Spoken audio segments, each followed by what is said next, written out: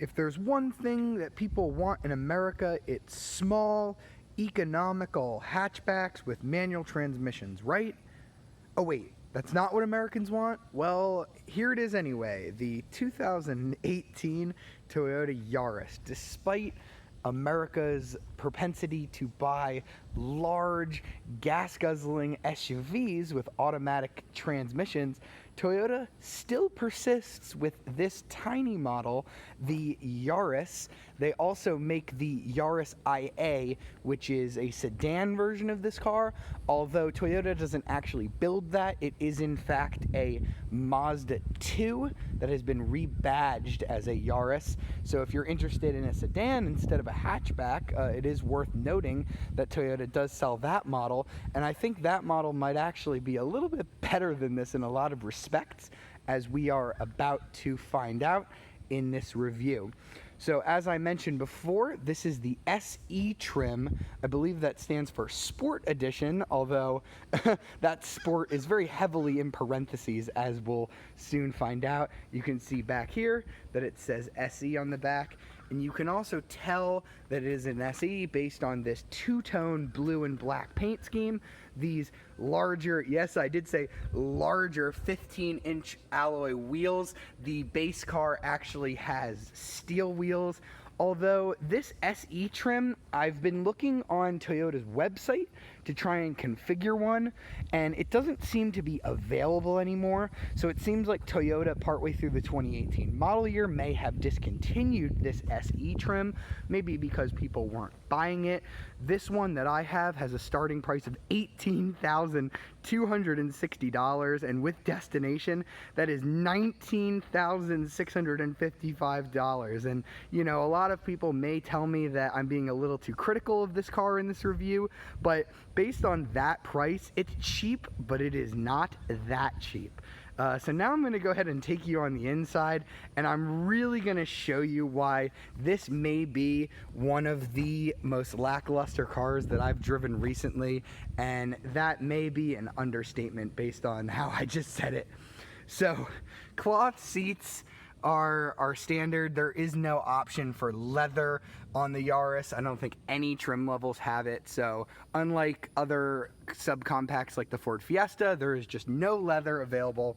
And we're gonna hop on in the interior here, where if this car was built in 2002, I could count the number of wow features on a single hand, and that's not good for a car that was built in 2018. So let's go on ahead and step on inside and take a look at that very, very basic set of gauge clusters. You have your RPM gauge, you have a clock, which is actually the only clock found on the interior. So if you're the passenger and you want to know what time it is, you either have to stretch your leg over to here or just simply ask the driver. We do have a somewhat nice, one of the only nice things in this interior is, they call it leather, I don't know if it really is, leather wrapped steering wheel with some nice bolstering and some nice stitching on the inside. It is probably one of, if not the only nice touch points on this entire interior, and it does have some volume controls and some Bluetooth controls over here on this high trim Yaris. And even though this is the highest trim Yaris they make, it still comes with one of these. That is correct. On any Yaris, it is not possible to get push button start. That is crazy for a 2018 car. So I'm going to go ahead and start it up. Yep, I actually have to put the key in and turn it on. How interesting is that? Get some air going in here. And over here we have our basic infotainment system. I'm going to go ahead and turn the radio off there. And it is pretty basic. There's really not a lot to do on here. What you see is basically what you get. And like I said earlier, if this car was built in 2002, this head unit would probably be one of the only, if not the only, interesting thing. Because not a lot of cars in 2002 would have had a head unit that's quite this high resolution. It does look decent, although this is literally the extent of your apps. Cars did have traffic back in 2002, although their nav systems just wouldn't have looked quite this good. So yeah, this is basically it. It does have Bluetooth, obviously, and it does read your texts aloud, but this does not have Apple CarPlay or Android Auto. You can also plug in your phone. Down here you have a USB and an aux jack. There is a little bit of storage down here by the worst cup holders I have ever used in a car, hands down. They are small. They're next to each other, so you can't fit two big drinks next to each other. They kind of form like a Y in here. They fall out constantly. I've had my drink in there and I go through a corner at normal speed and it just goes whoosh right over. And the build quality isn't even that great either, as I'll show you. This whole thing isn't really fitted down very well. It just kind of moves back and forth the whole time. It doesn't feel like a quality object at all. Single regular climate controls. You cannot get any form of automatic climate control in this car. Not available, not optional, nothing. So you just have these normal, turn that up for your air, turn it down. Very, very basic. And also basic, if I come down here, I have the optional 5-speed manual transmission. Yeah, that's actually interesting. This is one of the few cars that is still left on sale today that has only 5 gears instead of 6 on its manual transmission. There are very few cars that still do that. A lot of people may think, yay, I've got a manual. That must mean I'm having a fun car this week. But unfortunately, this is one of the worst manuals I've driven. The throws are really, really long, as you can see. There's third, there's all the way down into fourth, fifth is all the way up here, and there's reverse. If I trigger reverse, I do get a pretty basic backup camera, as all cars are required to have in 2018. If you are going to buy this car, I would definitely recommend getting this transmission, because the alternative is a 4, yes, I said 4-speed automatic transmission. That's the only two transmission options on this car. No matter which one you get, both are sending power to the front wheels to a tiny 1.5 liter engine with 106 horsepower and 103 foot-pounds of torque. Yeah, not a lot of power. I'm going to go ahead and rev that for you now so you can hear the might. That's the might of Toyota's 1.5 liter, 106 horsepower engine. If you do get the manual, you'll do 0 to 60 in about 10.2 seconds. Not great. Obviously, it's pretty slow. You do have to really rev it out with this manual transmission to try and get up to speed. And no matter what, you're going to get 30 mpg in the city, 36 on the highway, and 33 combined, which is pretty good. That makes up for that lack of power just a little bit. So let's talk about some standard features aside from this touchscreen, which would probably be interesting if this was 2002. You do have a couple of other options that would have been quite advanced for 2002. You do have some standard safety features, and we can see them here. You do have lane departure warning, where if I turn that on, you're going to get a little light. You can see this green light right here, and when it detects that you are between lanes, it will light up with little lane markers on either side of that, and it lets you know when you're straying out of lane. It's actually very effective the way that Toyota displays that. You have automatic high beams, and then you have your automatic emergency braking, where if you get too close to the car in front, it will warn you. So now let's talk a little bit about the rest of this interior, because it is very blah. It is very bad. I'm gonna go ahead and show you my knee here on this door trim. You can hear that? Squeaks. So basically every trim piece in this car is just very, very loose. You can just kind of push it and it feels like it's very bendable. It does not feel like a quality object anywhere. There's a lot of squeaks and rattles in this car. This is probably the only soft touch material in the entire car other than the steering wheel. It's like a nice padded. The rest of it is all cheap stuff pretty much everywhere. There is like handy storage everywhere, like these little ones right here, although they're not big enough for a cell phone. There is one up here that is actually quite deep that you could put a phone in, but the storage in here is really not well optimized for a small car. You have the little bit of storage in front of the cup holders that I showed you. This does flip up, so you have that there, you have the actual cup holders, but then there's no center armrest. So you just have this little area here. I have my sunglasses sitting in it, and you have a rear cup holder back here, but that's pretty much it. That's as much as the storage goes. So yeah, you really do not get a lot of storage or a lot of features in this car. Another interesting thing is that because this car is so small, it doesn't have windshield wipers. It just has a windshield wiper, singular, which is kind of funny. You don't actually get 2 wipers, you only get 1.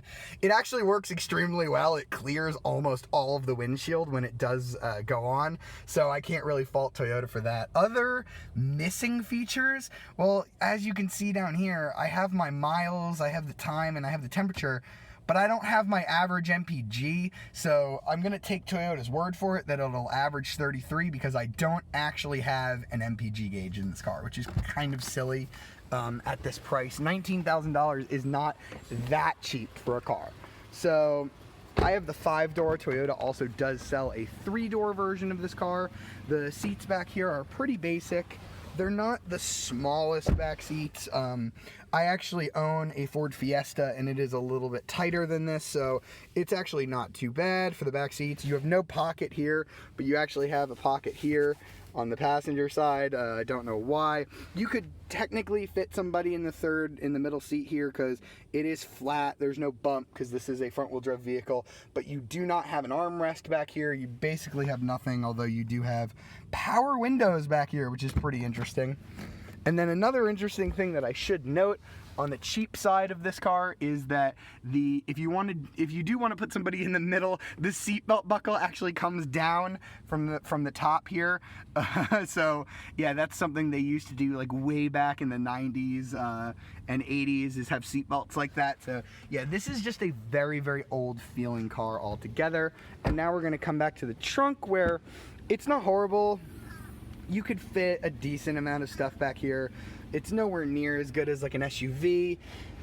You do have your spare tire down here, and I have some of my camera equipment there. You really couldn't really store anything down here. It's not padded or anything like that unless you don't really care about what's going in there. So yeah, and this just feels really, really flimsy. There's nothing really great about this car on the inside or out.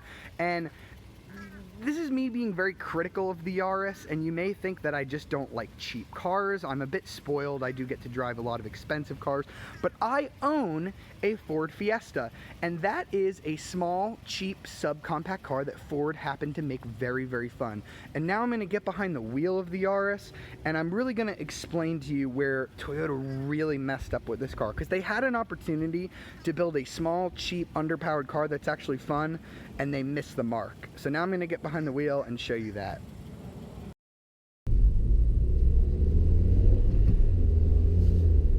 Okay, so we just walked around the Yaris, and it's very disappointing in terms of interior features, in terms of interior quality, but can it make up for it with the way it drives? And the answer is a resounding no. No, it cannot. So this is the SE, which I mentioned you may not be able to find anymore. I think Toyota may have stopped building this halfway through 2018. You may be able to still find one on dealer lots if you want the sportiest Yaris available, but calling this the sportiest Yaris is a bit like saying the ugliest supermodel. It really just doesn't mean much. So what do you get on that SE to try and make this a sportier car? The transmission is no different. There's no more power or anything else like that. You do get a sport-tuned suspension. I'm going around a corner now, and you still roll all over the place in this car. So it's only the front suspension that's sport-tuned. The rear is still a torsion beam back out there, so that's not sporty at all. You also get what Toyota calls sport-tuned steering, and I keep putting all this in air quotes because I really don't know what Toyota did to make this sport steering, because the rack is, I'm gonna turn it now, it's just so slow and so vague. You get no indication of what the front wheels are doing. It's so vague. You can literally turn it, yank it back side to side, and the car really just barely goes anywhere. It's not intuitive at all. It doesn't feel sporty whatsoever. It just feels like a basic Yaris. So they might have added a little bit bit of weight to it. This may be slightly heavier than what you get on a base Yaris. I'm not sure, but to call this sports steering is a bit disingenuous, because I just don't see any scenario where you would want to call this sporty. There's nothing sporty about it. Same with the 5-speed manual, and we get a lot of people that comment on our videos that wish that more automakers would sell cars with manuals. Well, here's where we got one, and before I complain too much about this 5-speed manual, I'm sure that it's better than having a 4-speed automatic. I can't imagine that that would be any better than having a 5-speed manual, but this transmission, the throws are just really long. The clutch is not engaging whatsoever. It's a pretty long clutch, and it doesn't bite until really high up on the pedal movement, so it's really hard to kind of get it smooth. You get used to it after a little while, but you can't power shift or do anything like that. It's not like fun to drive manual. So for those of you that are sitting out there saying that manual is always better, drive this car, and you may not be saying the same praise of manual transmissions. I will take a really good automatic over this manual transmission any day of the week. I'd even take a CVT. I've driven a couple of really good CVTs lately that are just more fun than this. I drove the CHR, which is another, sort of underpowered Toyota product with the CVT transmission, and it was more fun than this. It had better steering. I think the chassis was way better too, and it's an SUV and not a hatchback. So this Yaris is really doing a lot to disprove a lot of my own beliefs on cars, which is that hatchbacks are always better than SUVs, that manual transmissions are always better than automatics and CVTs. This car does a lot to rewrite my own opinions about cars. I'm gonna go ahead and give it the beans right now just so you can see. Yeah, it doesn't really want to get going that fast. To be fair, 106 horsepower in this car feels like a lot more than 106. This car is not very heavy, so even though it is a more than 10-second 0 to 60 time, I have to admit that doing things like merging onto the highway really aren't that hard. It doesn't like struggle. You don't really have to like floor it to get places without, holding up traffic. So it's not as slow as you really think 106 horsepower would be, but you're really not getting any enjoyment doing it. And I'd love to tell you how good of gas mileage I got during my week with this car, but no MPG gauge, so I really don't know. I have a feeling that the way that I've been driving this car, it's probably not going to get very good gas mileage. I experienced the same thing in the Ford EcoSport, which is only a 1-liter 3-cylinder engine with 123 horsepower, so that was pretty underpowered as well. When you have an underpowered car like this, you're often giving it a lot more throttle than you normally would in a high horsepower car. So your gas mileage is going to go down. I'd love to tell you, but I really just don't have it. If I go in here in the apps, I can get just a little bit of information about my trip. If I touch this eco gauge, let's see, will it give it to me? Yeah, it does give me like a MPG current readout, and then it kind of gives me the averages here, although it's not in a way that's like super easy. I can see maybe I've hit about 30, that's a little bit above 25. It's not an easy way to read out this information. I really wish Toyota would just give you some information in the gauge cluster, as almost all automakers do. So yeah, it doesn't ride great, doesn't steer great, and yeah, it does not have a lot of power, so there's really nothing enjoyable about this car. I'd be interested to take a look at the Yaris IA, which is actually a Mazda 2 underneath, because Mazdas have pretty good steering and pretty good suspensions as well. The interior is also all Mazda, so you get Mazda infotainment and everything like that. That would be a Yaris I'd actually look into buying. But unfortunately, in 2018, I really just can't see any reason why you'd want to buy this Yaris. For a few $1,000s more than this fully loaded SE, you could get yourself into a Corolla hatchback, which has 168 horsepower and a 6-speed manual, and it's on Toyota's new architecture, and you're going to get a much better infotainment system. So I would say you're much better off spending the extra and getting a Corolla hatchback, or even something more fun, like a Fiesta, Fiat 500. There aren't too many cars in this class that I wouldn't rather have than this, to be honest. I think the Hyundai Accent and Kia Rio would both be better than this. So for that reason, the Toyota Yaris is going to get a ranking of shop around. I don't think that it's a very compelling product. I think that Toyota is just selling this because they already have the tooling for it. There needs to be a new Yaris, and usually when I have a car like this, I say, oh, well, maybe it would be better with a sport version, and Toyota does make a Garmin racing version of this car in Europe where it has a supercharged 210 horsepower engine. I would love to see how that drives because apparently it's been getting some good reviews, but as it sits right now, the US spec Yaris is a car that I would not highly recommend. And if you've liked this review and you'd like to see more, be sure to subscribe to the Car Buzz Unboxing YouTube channel and follow us on all the social media platforms. And be sure to download our app on iOS and Android to stay up to date with all of the latest and greatest in car news and to watch more reviews just like this one. Hope you enjoyed the video. See you next time.